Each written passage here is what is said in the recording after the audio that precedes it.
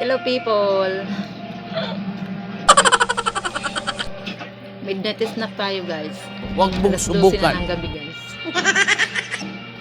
Dapat matulog na ako guys, kaso naligo muna ako bago matulog. Kaya basa pa kasi yung buhok ko, kaya naisipan ko kumain muna guys bago matulog. Huwag mong subukan. Kasi si Masisira John ang pa rin buhay ng mo. TV kahit hating gabi na. Ito nga siya oh. Ingay ng TV, hating gabi na guys.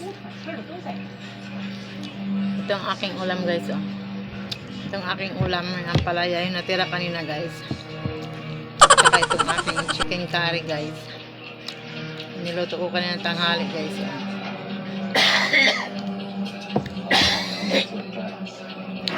Tapos ay gata yan, daming gata.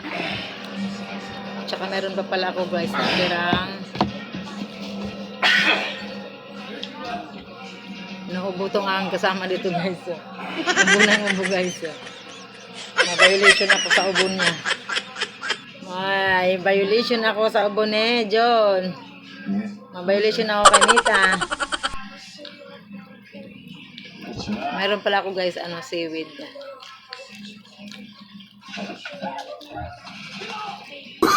Tira ako seaweed. No.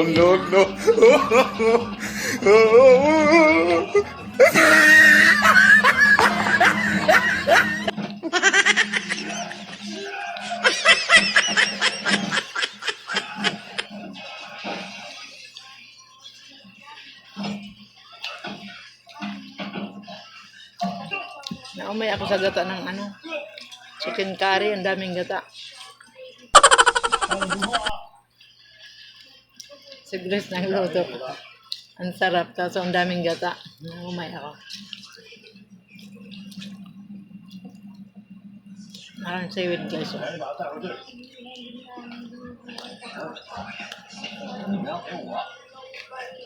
Ito guys, ang sarap.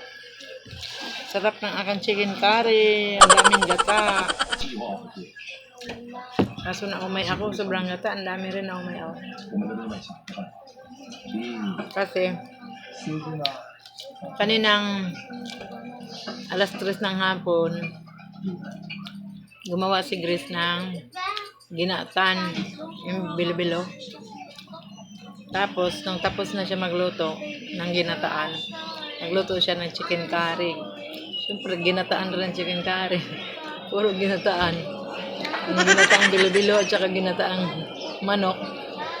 Kaya nakamay ako. Kaya ito na lang ang kakainin ko guys, yung seaweed.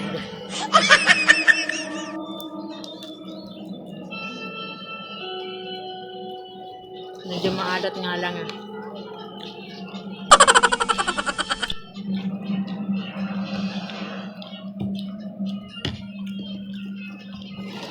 Pait ng aking ampalaya guys. Hindi na kaya ng aking ampalaya kasi.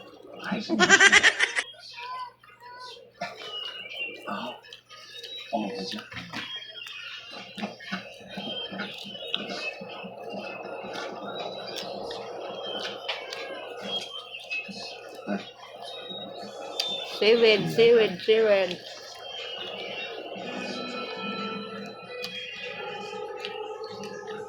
Muna kong kanin guys. Konti lang, papatulog lang.